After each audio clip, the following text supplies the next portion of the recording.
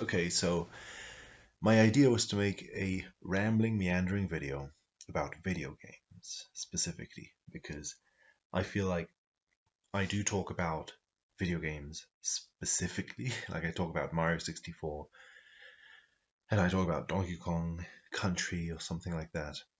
But I never talk about video games as a whole, or at least not that much. I'm feeling like maybe relaxing a little bit, not being so specific, focusing a little more on anything that we could focus on relating to video games as a whole.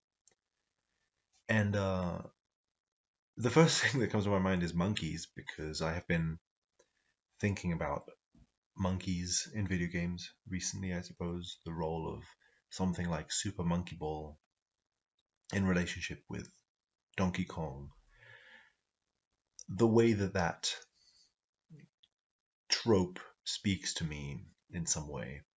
I'm not entirely sure why it does. There is something about the monkey in the video game that's intriguing. How has the monkey become this sort of a figure in video games?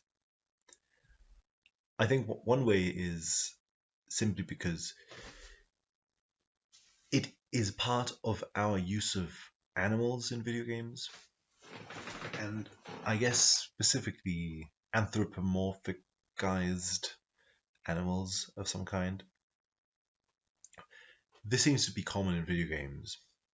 Of course, I think it's common in like whatever Greek tragedy and old mysticism and ancient cultures of all kinds. So it's not as if anthropomorphizing animals is something that just video games do.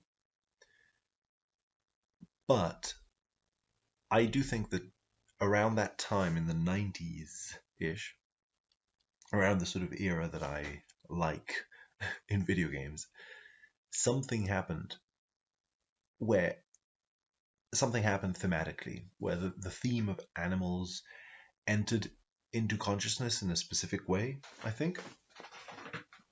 Like, what comes to mind to me is the way in which, for example, the 90s I also associate a lot with a certain kind of TV game show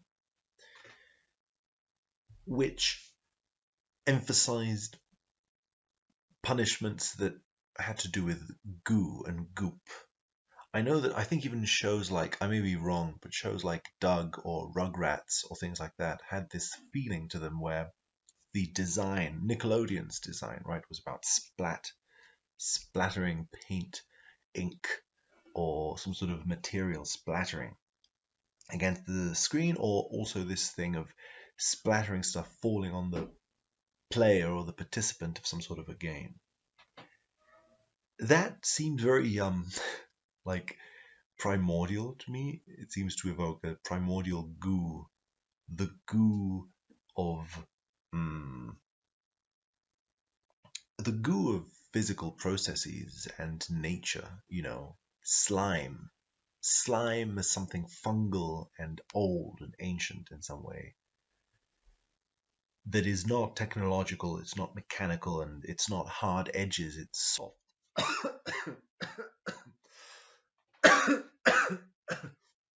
Excuse me. It's soft. So it has this feeling to it of, what do I call it? It's almost as if it evokes letting go, right? On the one hand, like if you lose and you're sort of splattered with muck, or if muck is something to be celebrated in these games, that also kind of means that the person is being humiliated in some way. If it's a punishment, if it's seen as a punishment, then it's seen as some sort of a humiliation, and it's seen as some sort of degrading of the person, but in the spirit of play and of fun kind of thing. And so, in that way, it's as if that era, the 90s sort of era, seemed to focus on some spirit of, I guess, the animal or the animality of certain things. Mm. Which maybe connects with this theme of animals in video games. perhaps, right? That's sort of what I wanted to explore. There may be a way in which the big surge, it feels like a big surge, but it maybe just feels like that to me. It feels as if there was a big surge of animal anthropomorphizing, cartoonish sort of content in the 90s. Of course, um, a lot of Nintendo games, but even non-Nintendo games had this theme. We've got Sonic the Hedgehog, we've got Donkey Kong, and we've got all these other creatures. In TV world, of course, we've got Mickey Mouse and Bugs Bunny and things like that, which are older, right? They're all. This is like a process, perhaps. I think the process of this cartoon animal creature. I wouldn't know how to pinpoint it in space and time. When would we could say that it emerges, or when the big shifts are? Clearly, it seems as if perhaps um, somewhere around the introduction of movies in some way, the 30s perhaps. I don't know enough about this to be talking about it off the cuff, but I imagine something like the 30s ish era is when I guess Mickey Mouse begins. Maybe that's earlier, I don't know. And of course, there must have been obviously animal characters in books and novels and maybe before then. But I wonder if perhaps there is something about the animal character that kind of needs to be visually perceived for culture to sort of perceive it. Because the animal, this is kind of completely off the cuff, but I wonder if the animal doesn't have something to do with something that you can see. You can see the animal sort of body, the body needs to be physically perceived. You can perceive it with your eyes or with your touch or your smell or any one of the senses. I think so that if there was a novel, if there were like famous animal heroes in novels before the 30s or before the introduction of like cinema characters and screen sort of characters, if that existed, and if cinema started in the 30s, I'm not sure to be honest, but then those book characters would ignite the imagination. You would imagine them. You would imagine how they looked and how they smelled and how they felt. But you wouldn't really be perceiving them with your senses. You wouldn't be perceiving any kind of a form of them. But when visual media arrives, then suddenly you can see the animal, and especially if it's animated, like in Mickey Mouse cartoons, you can see it moving. So you can see its body in action. And I think that affects the viewer in a special way. It affects the psyche in a special way. The psyche can relate to that animal on the screen in a special sort of way. It's this small little creature on the screen, kind of like this big or whatever, right? And it's dancing on your screen. And you can see it and you're identifying with it because they're the ego of the story, the ego of the screen. So I don't know if that's what was going on, but I wonder if that's what was going on, and I'd like to explore that more. To what extent were there to what extent is, let's say, the power of animal figures in the human imagination, to what extent does it require a sensory uh, mode of perception in order to have an effect? So that, for example, in religious carvings of animals, you need the carving, you need to be able to touch the stone horns of the bull or see it with your eyes, or things of that nature. Of course, maybe even in theatrical, like in religious ceremony, that you could then make the sounds of the animal, and you could also use whatever smells you want to use. So in some way, it needs like a performance arts aspect to it that is not really available in literature, I would say, in that way. And this performance arts thing. So again, it's I say visual because that's what we associate with the screen more, but I think that like performance arts, religious ceremony, or theatre as a whole could include everything. Could include smell, sound.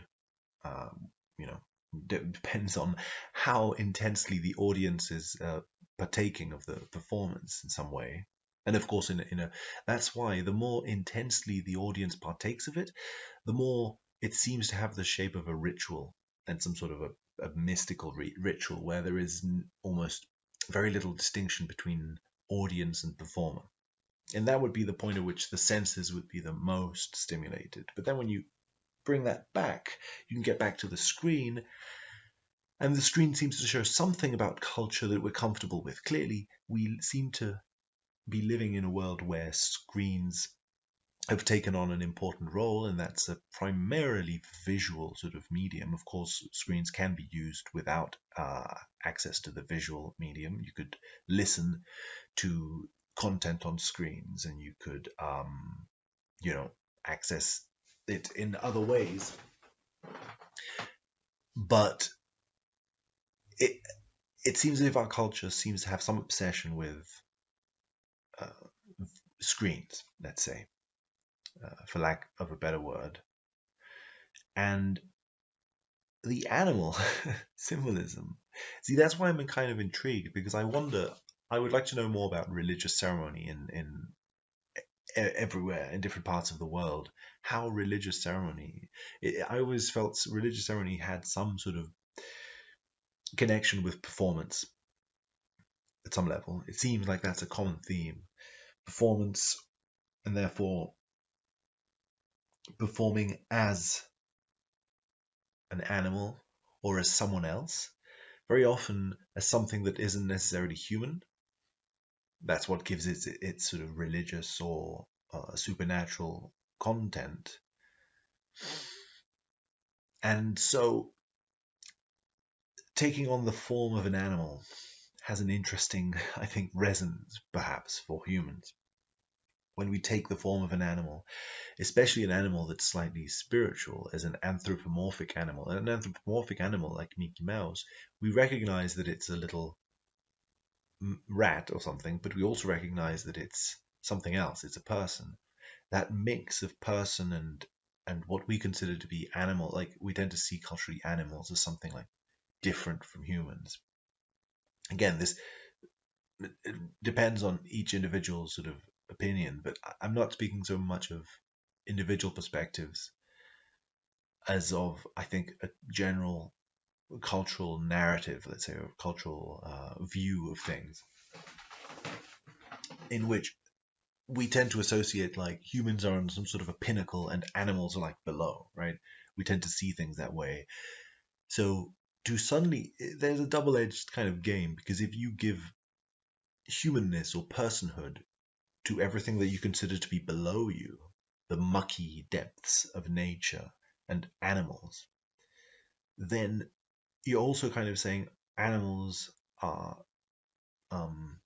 animals, and nature as a whole has just as much a personality as we do, and therefore nature as a whole has a personality, and that leads very easily and deeply to concepts of God and everything being conscious in some way, which would perhaps, I don't know, might connect to why animals and animal symbolism has this association to religious ceremony and to the divine in some way, because once you introduce the divine into the animal, the spirit into the body kind of thing, and you connect the two, it creates this world in which there is no longer a division between them. There is no longer a division between uh, animal and matter, and spirit and animal, and human and animal, and any possible sort of division that you might want to see there. So, I guess I'm interested in how that could relate to Donkey Kong, and the ways in which these video games use these animals. So, okay, we have this obsession with like muck, perhaps, and I feel like this sort of blowing up in the 90s of like it feels as if in the 90s something happened with video games and perhaps with screen technology as a whole, where screen technology kind of evolved very quickly and became very sophisticated very quickly, right? In some way, of course, the 90s and the trailing end of the 90s, I don't know, I suppose the 90s themselves, yeah, the 90s seemed to be more or less the era in which the internet, what we know as the internet today, became mainstream, right? From what I know, versions of the internet had been in the works since the 60s or something, of connectivity between universities and things like that through very uh, small scale local networking and internet. But then something in the 90s, something kind of opens up, I think, technologically, and it's almost as if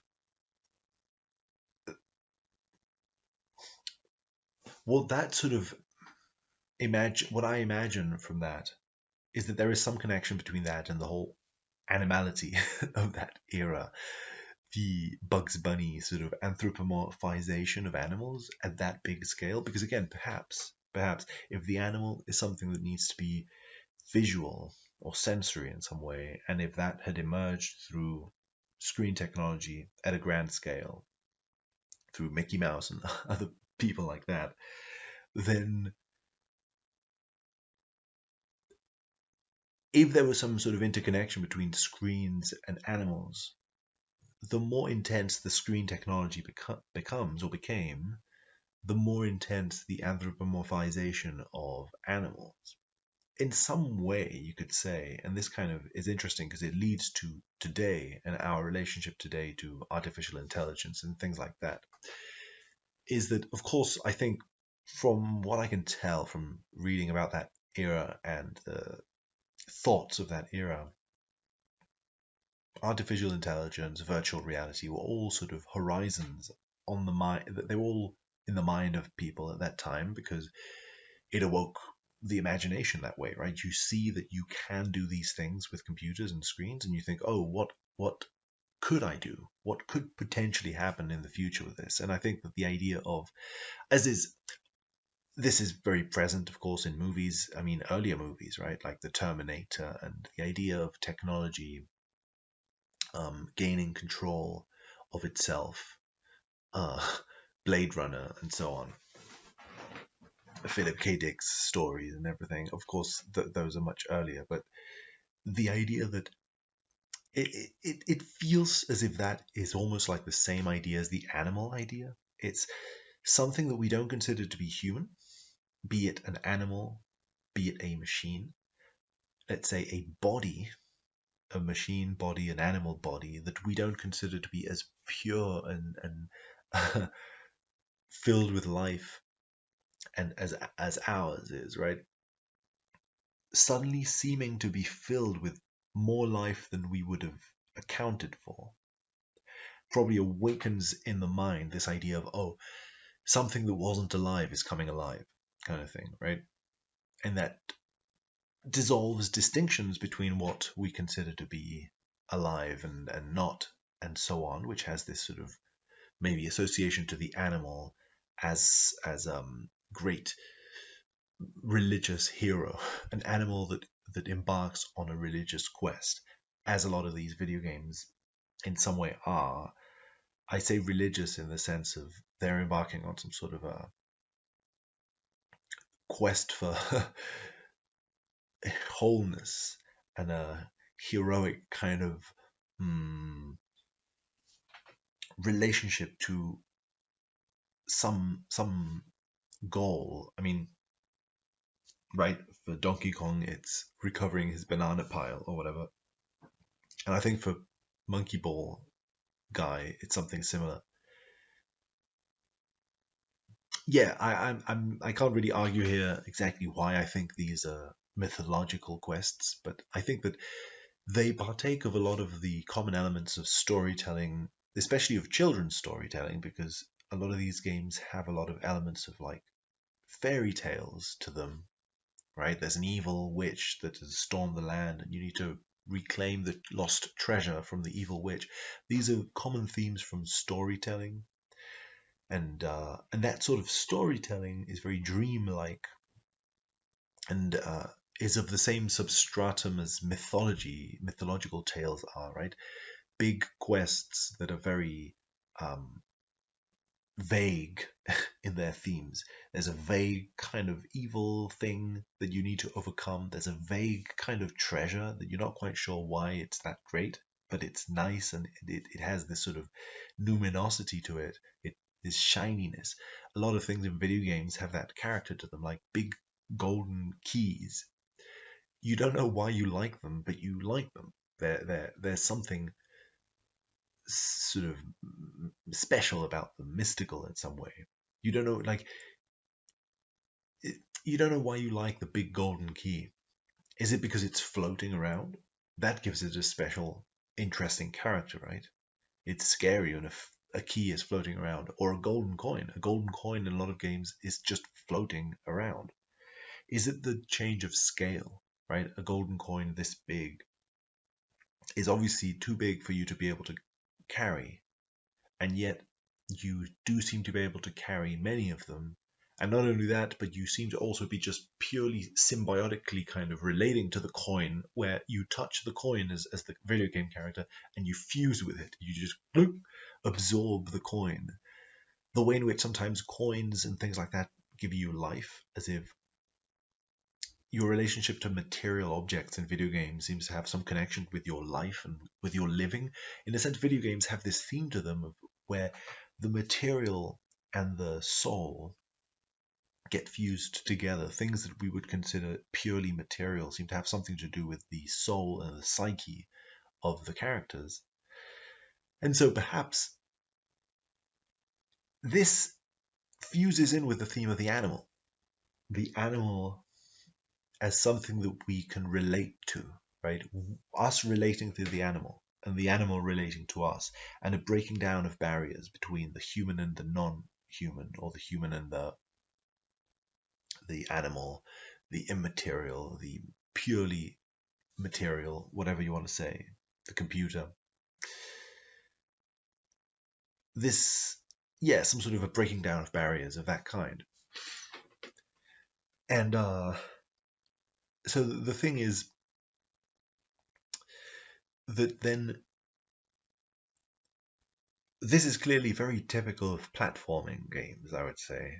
And it's the kind of game that, in my mind, I may be wrong about this. Okay, yeah, there's a lot of prejudices in my mind about this. I'm not entirely sure. Because I'm most familiar with Nintendo games, it's a genre of game that I mostly associate to Nintendo. It's not entirely true, of course. I mean, it's probably not true at all. There's probably a million sort of apart from Sonic the Hedgehog, there's probably a lot more Sega platforming that I'm unaware of. And a lot of it, obviously, alongside Sonic, also involves the theme of anthropomorphic animals and collecting floating golden objects in the sky and things like that. So, yeah, for the time being, I'm not going to make a distinction between Nintendo and other people, even though they're clearly different themes in the different companies.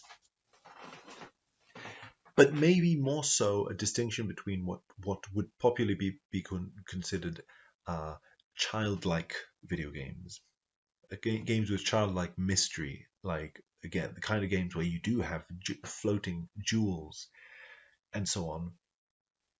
So many of those games seem to be platformers, or at least maybe this is an important distinction, used to be, right? Maybe in the 90s something happened. Seems like there was an explosion of platformers, perhaps because of the whatever the success of Mario signified meant that everyone wanted to be Mario, right? Everyone wanted to be, and Sonic, like everyone wanted to be a platformer. Maybe that was part of it. And something about the platformer perhaps was speaking to a generation. Um, maybe at that time you didn't even know what video games could be apart from that. I don't know. That's really just speculation and it's less interesting. But I do think that the 90s seem to have been a pinnacle of like platforming in a way that today is not so much the norm, I think. I'm not sure. I'm just not familiar enough with current video games to be able to say, but that's just my perspective on it. I would like to continue studying it.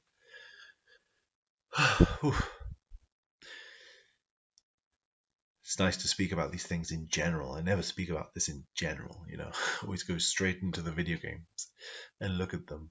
So it's nice to do this. It does give a bit of a breathing space to look at these things. But so the platforming,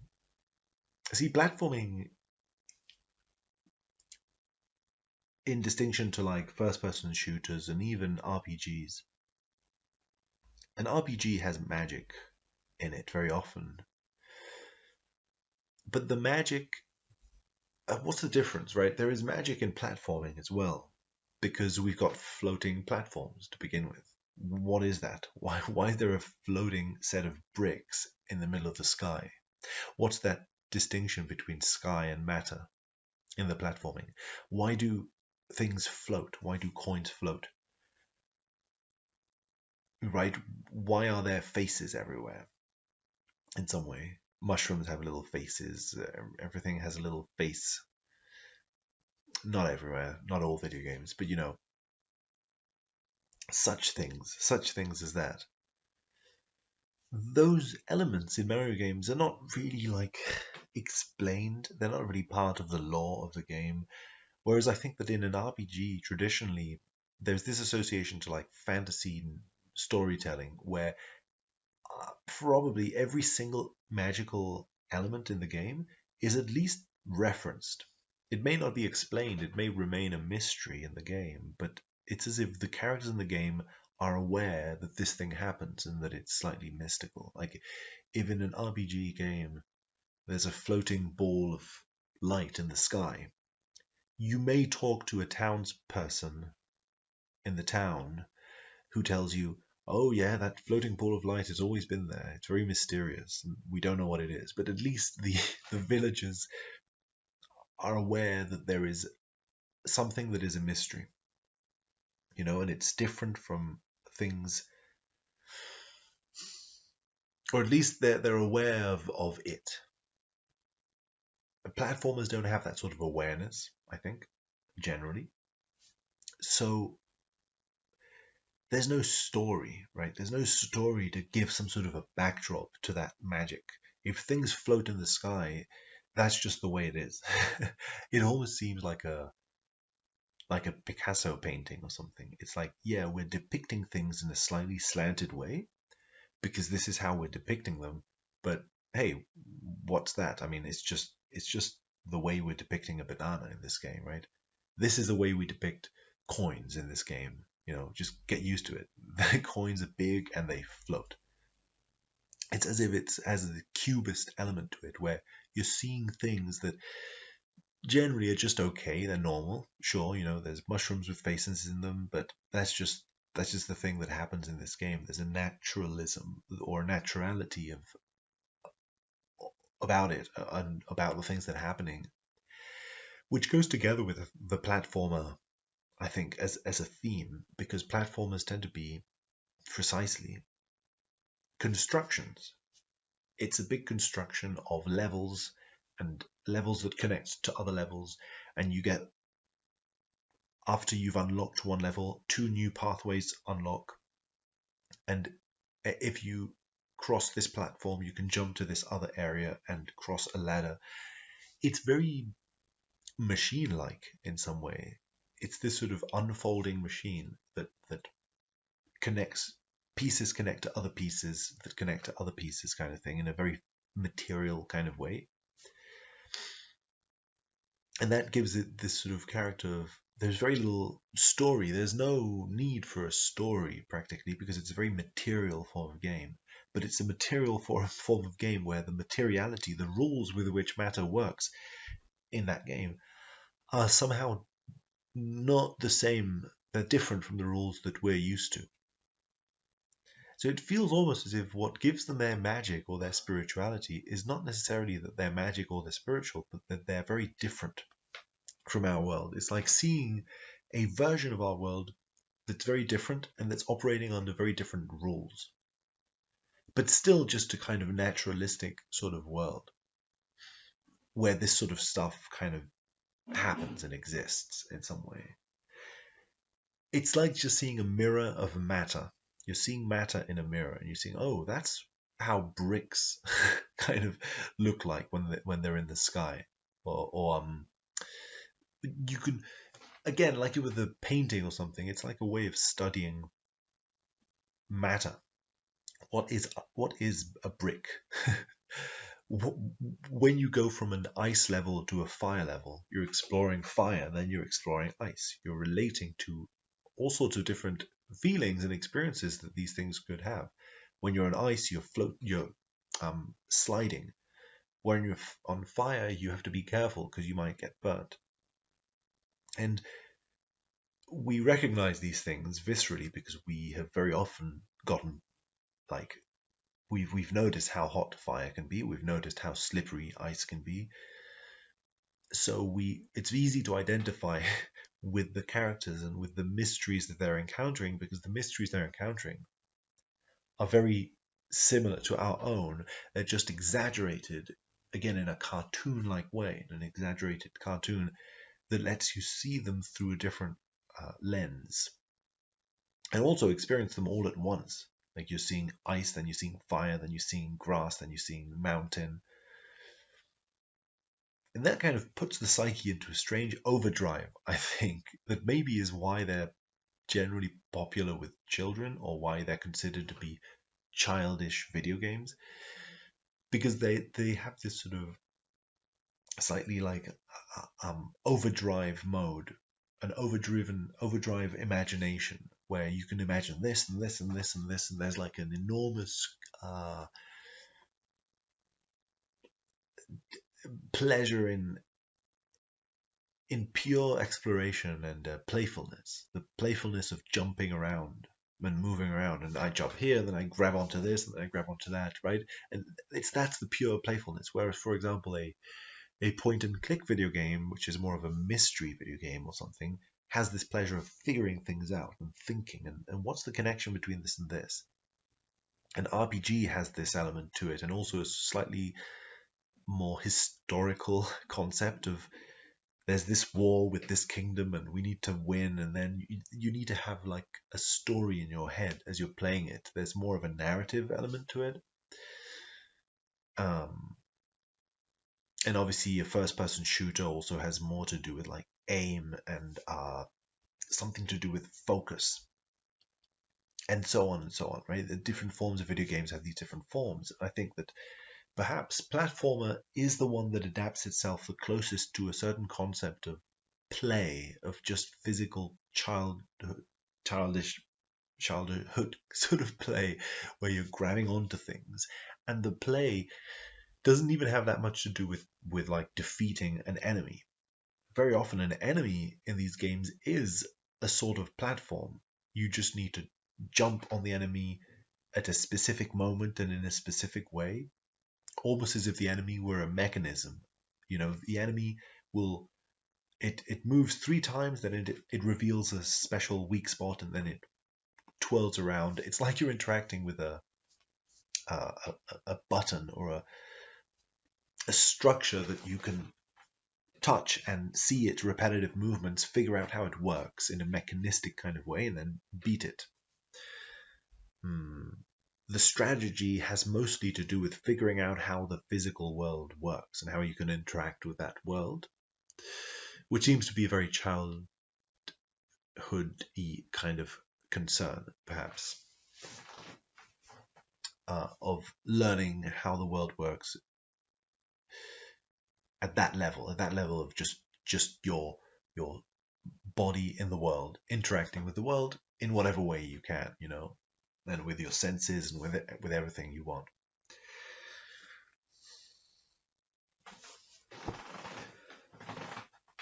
And so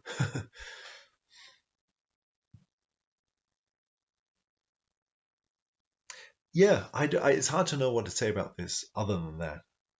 There is a point in here somewhere, I just don't know how to find it, but it feels as if maybe video games access that part of things, that part of just pure grabbing on to stuff, which has to do with the body at some level. It has to do with this overdrive kind of exploration desire.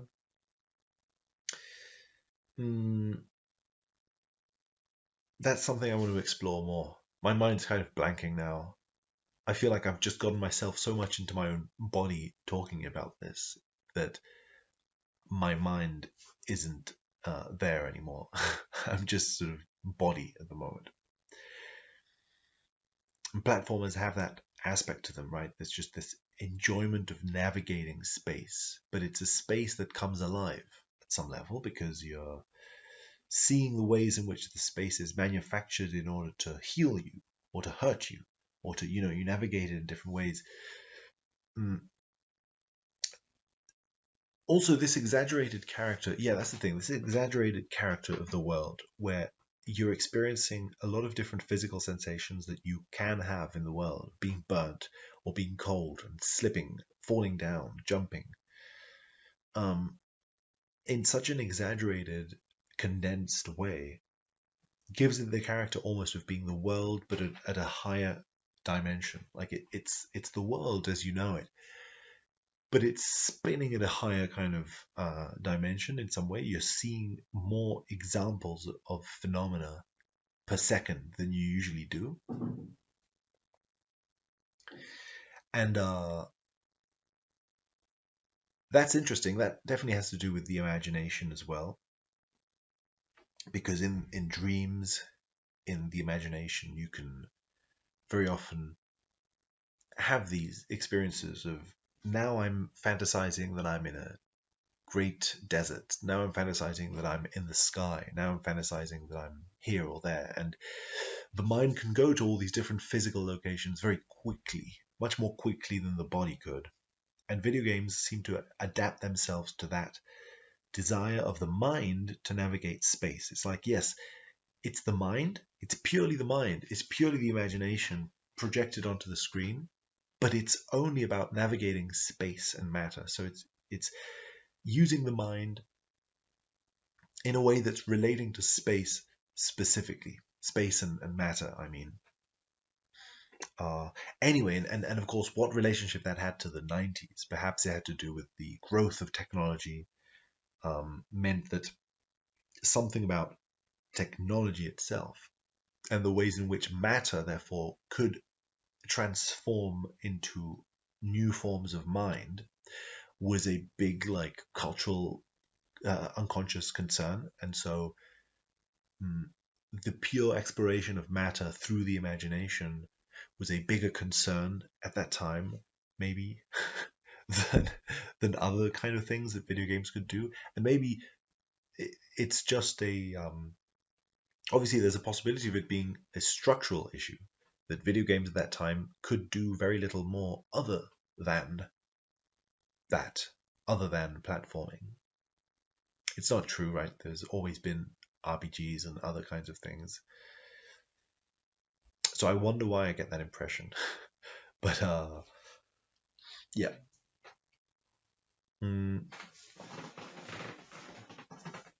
I don't know. Thinking about video games, I wanted to give myself, what did I say? 40 minutes? Yes. Oh, right. Okay. So I think I'm almost at 40 minutes. I want to give myself 40 minutes for this video because I think that unless I give myself a specific time, I just go on and on without realizing that I'm going on and on. So I'm kind of limited at this. And we're already at 39, so I'm going to just give it the extra minute to be concerned with time very specifically. That'd be nice, and let the timing wait itself out. I like it when a video game has a timer and, you need to wait till the end, otherwise it doesn't end. So, yeah, that's a nice thing about video games. I'm not sure exactly what that resolves about the monkey and the animals, but something. I think we thought, like, something has been thought about, I think, in this video. It's kind of nice.